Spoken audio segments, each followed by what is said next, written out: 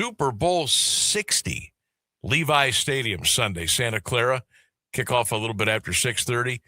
Let's dive right into it with our guy, Ross Benjamin, wagertalk.com, joining us here on the show. Ross, how you doing, pal? How was your bye week? It was good. Still a lot of basketball and hockey and all that going on. I still work, but it's a little different challenge, though. Sam, because you don't have a week to handicap games. You have hardly a day. In Right. the NBA's case and Right. college basketball, it's every day. So a little different challenge. No doubt, but you've been you've been hitting it too. I've been following along with the hoops and the hockey, and you got it rolling, man. You've been on top of it. I saw I forget where I saw it. I don't know if it was X or Facebook or whatever, but you were the top percentage winner in units. That was really cool, and you're knocking it out of the park, man. Keep going. Yeah, it was a great year. Especially during football season, I really made a killing. College football, I ended up number one in college football. I ended up number one in all sports for 2025 at wagertalk.com. And that's a huge feather in my cap. I'm very proud of that because I have a lot of respect for the group of handicappers we've assembled over at wagertalk.com, all true professionals. No doubt. Well, congratulations to you and the entire team at Wager Talk, and we're very lucky and very happy to have you with us during the football season here on 1310 WDPN. I gotta ask. I see you got the Buffalo Bills shirt there on Ross. That's good. I thought you would get a kick out of that. A word especially for you, Sam. I wasn't gonna say anything, but my God, he's got the Bills on. That's awesome.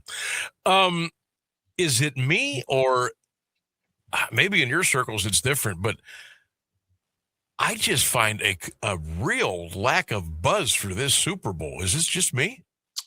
Yeah, I think that I felt the same way leading up to this game.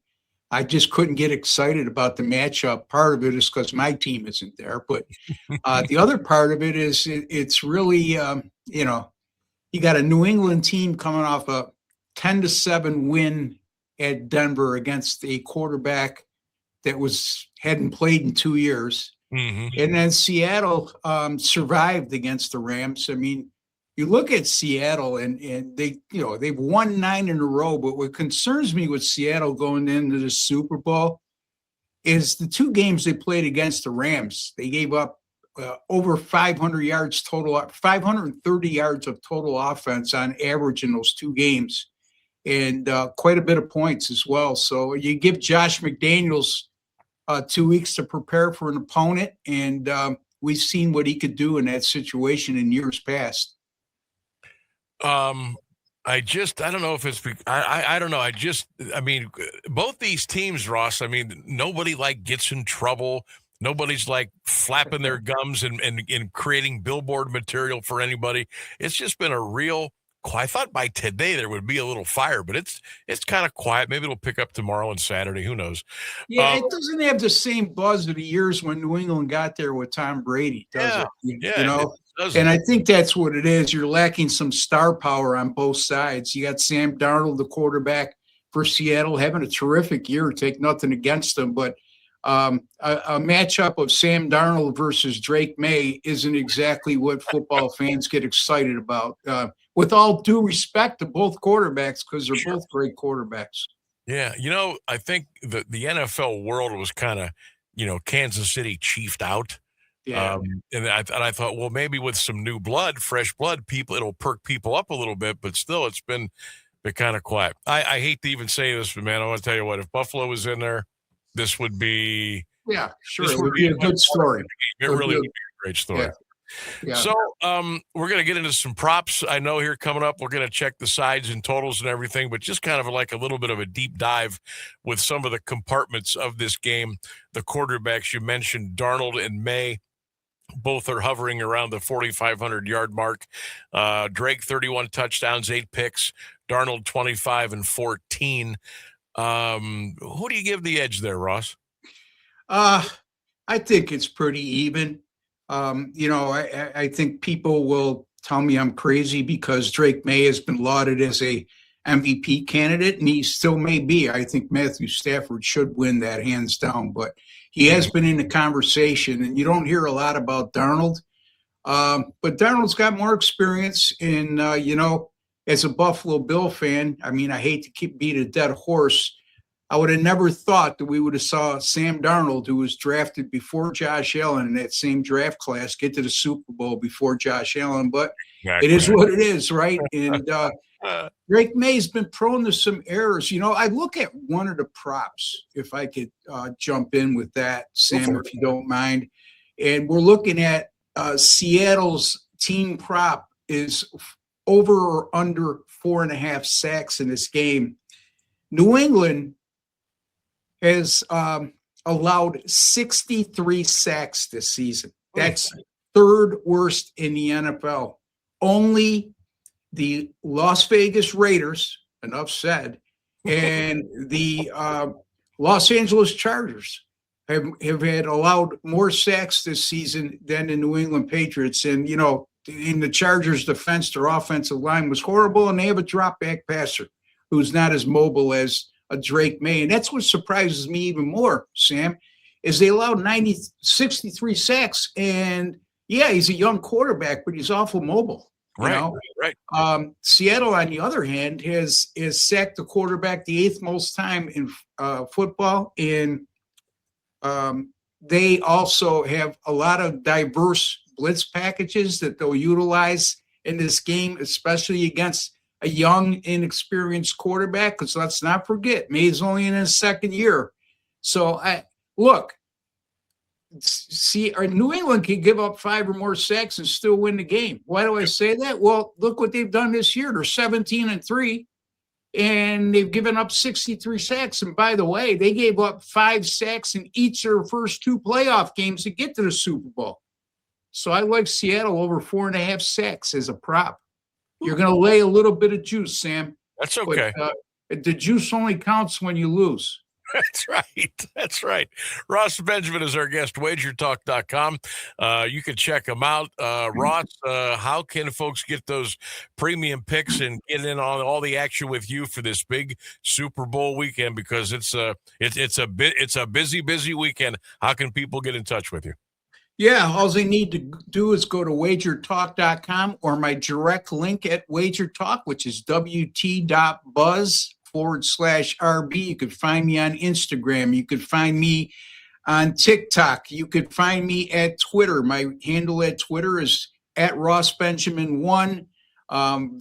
Free pick videos Monday through Friday every week. You can get it at wagertalk.com. Or Wager Talk TV is the channel I'm on, and my direct link there too, wt.buzz/Ross TV. So, Sam, I know you enjoy the videos I put out, and I appreciate that very much, my friend. And you can enjoy them too, folks. Remember, though, those are free picks.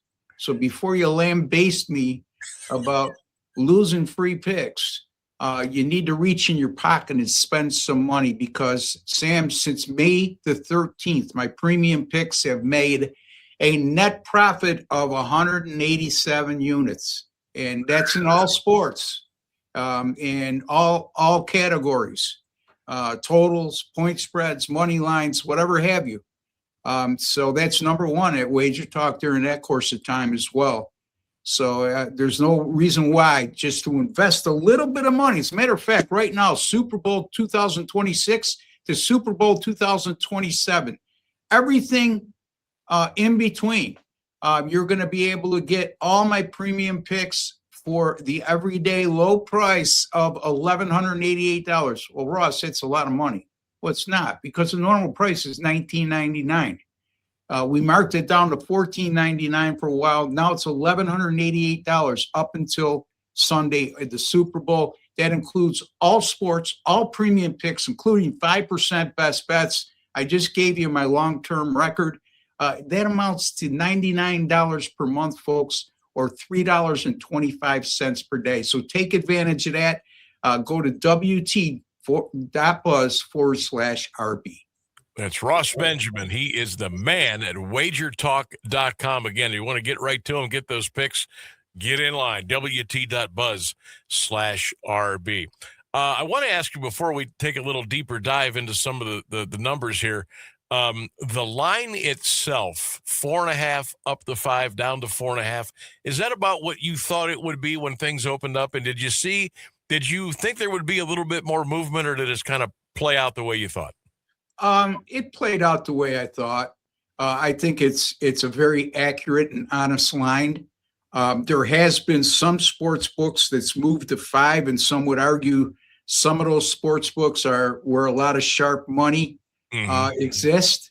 However, sharp money doesn't win all the time. And also, I'm seeing over 70% of the volume of bets in 70% of the money bet on the point spread has gone the way of Seattle. And if you listen to all the talking heads on TV, you would think that New England has no chance in this game, Sam.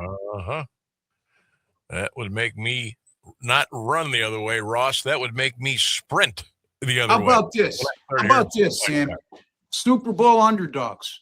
4-0 straight up in ATS in the last 4 Super Bowls. Super Bowl underdogs, 10-3 straight up in ATS in the last 13 Super Bowls. Super Bowl underdogs of 4.5 or greater, like New England is, that won their conference championship game on the road, 6-0 ATS and 5-1 straight up since 2008, the most famous of which was the New York Football Giants as a 12-point underdog against the then 18-0 New England Patriots, and the Giants won that game 17-14. So underdogs have done awfully well in recent history in the Super Bowl. Pay attention to those numbers. They are being delivered to you courtesy of Ross Benjamin from wagertalk.com. All right, I'll tell you what, let's do some props, and then we'll get into the side and the total, if that works for you, Ross. Okay. I'll tell you what, you give us the one already. Let's go. Let's take a look at some props, maybe on the offensive side for both of these teams, maybe with the quarterbacks or running backs or wide receivers. All right. Go ahead. I'm not a prop player, so you're going to have to lead me in. Yeah. Let me see here. Let's take a look at trying to pull all this down here. Now my screen's blanking out on me. Okay. I'll tell you what, while I look here to try to refresh this baby, let's look at let's look at the total here. It's 45 and a hook. I don't think that's going to move at all before Sunday at 6:40 Eastern Standard Time. Your play on the total, Ross, over under. Yeah. A lot of money going to the over. And if you look at Super Bowl history, totals of 46.5 or less in the Super Bowl since 1983, they've played 11-1 to the over.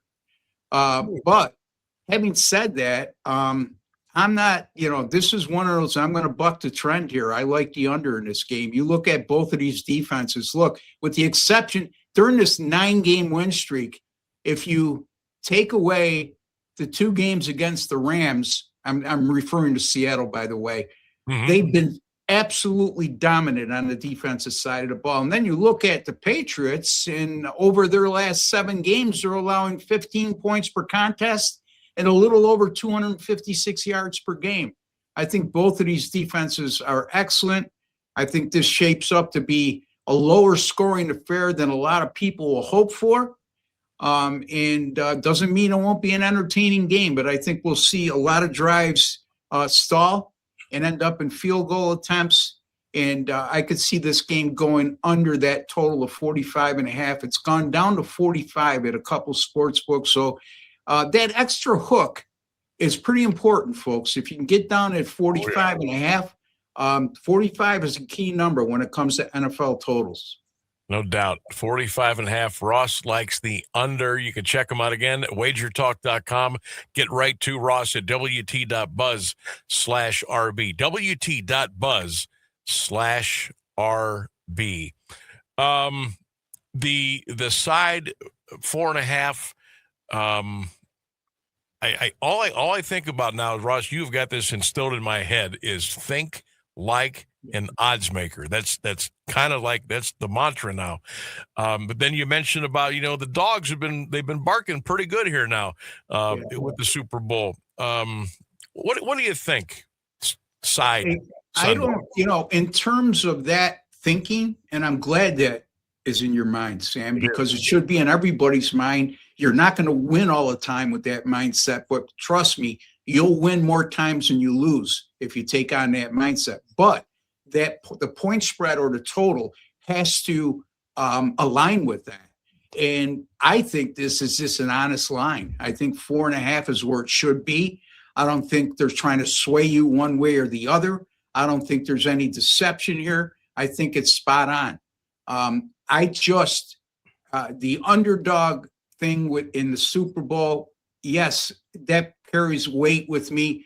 But I just think that with all I've heard this week and with everybody having said that the NFC Championship game winner was a Super Bowl winner and the NFC Championship game was a Super Bowl, and New England coming off that pretty listless performance at Denver where they struggled to win.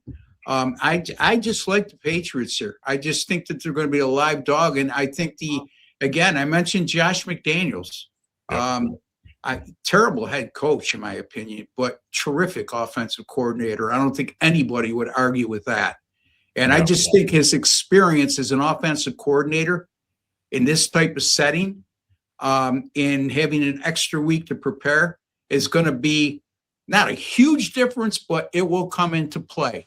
And when you're laying 4.5 against a coordinator like Josh McDaniels with a very capable New England offense that, they've been a road dog 4 times this year, and they averaged 28 points in those games, and they went 4-0 straight up in ATS in those contests. And let's not forget, I know this is at a neutral site, but New England, 17-3 on the season, all 3 of their losses came at home. They're 9-0 on the road. And the first time they didn't cover on the road was the AFC Championship game against Denver, where they only won 10-7 as a 4.5-point favorite or so.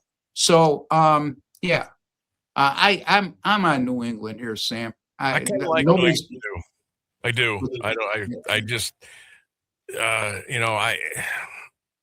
just something, when you see an injury report, I wanted to check this with you too. And they've had Sam Darnold on there for a couple of days now with it got him questionable because of an oblique. How much do you put into the injury reports to maybe some of the stars in a big game like this? You have to read between the lines. In the NFL, when you're questionable, you're probable, and when you're doubtful, you're questionable. And unless you're on the IR, I wouldn't count anybody out. But look, if you can't play injured in a game of this magnitude, and especially a guy like Sam Darnold in the plight he's taken throughout his career, I don't think it's going to make any bit of difference. And they'll probably hit him up with a pain shot before the game, So I don't put a lot of stock in that. I don't think it has any influence on why you should play Seattle or play against Seattle. Let's put it that way. Ross Benjamin, our guy, wagertalk.com. Couple of quick props and we'll let you fly. MVP for the Super Bowl. Jackson Smith and Jigma comes in at plus 550. Wide receivers usually don't get MVPs in a Super Bowl, Ross.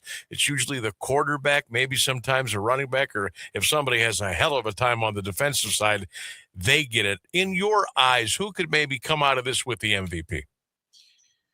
Oh, boy, it's a tough one. I would say that Drake May, because I like New England and I don't see anybody else.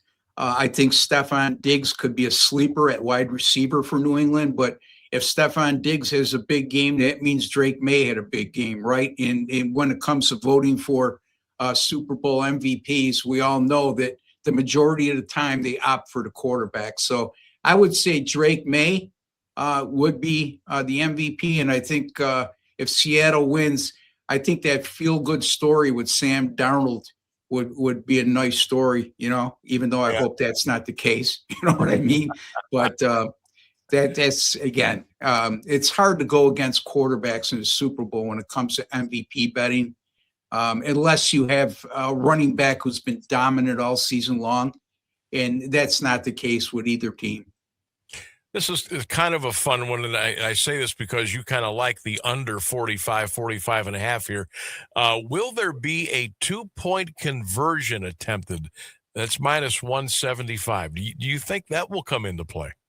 I think somewhere along the line you'll see a 2-point conversion. It's not like the old days, Sam. The old days, they didn't use analytics. You know what I mean? Yep. And 2-point conversions are only when you had to. You know what I mean? You were down 8, you had to, or you were down 11 and you just scored a touchdown. You need to make it a 3-point game. Nowadays, everybody has a different analytical sheet they read for 2-point conversions, it seems like, meaning head coaches. So I would venture to say I'd be shocked if we don't see a 2-point conversion in this game.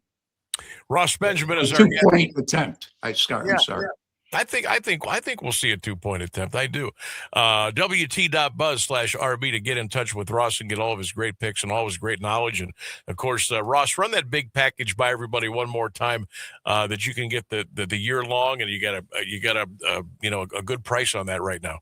Yeah, up until Sunday through Sunday at midnight, it's called our the Super Bowl special. You can get all of my premium picks throughout more than 365 days, because the expiration date is going to be Super Bowl 2027. That's all sports premium picks that I put out: baseball, college basketball, the NBA, college football, the NFL, in NHL, all in my 5% best bets. Whenever I put those out, you're going to get all of that for $11.88.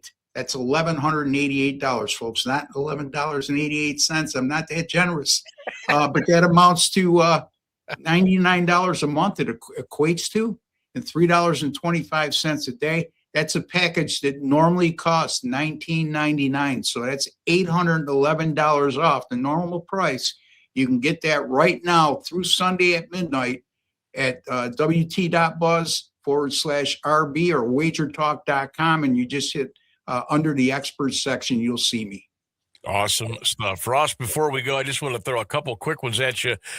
In regarding the Pro Football Hall of Fame, your thoughts on Bill Belichick and Robert Kraft not being the first ballot Hall of Famers? I think Robert Kraft is an absolute shame, especially if you're going to induct owners into the Hall of Fame. I mean, I'll use my example, Ralph Wilson being in the Hall of Fame. I mean, how many championships did his teams win? I mean, none.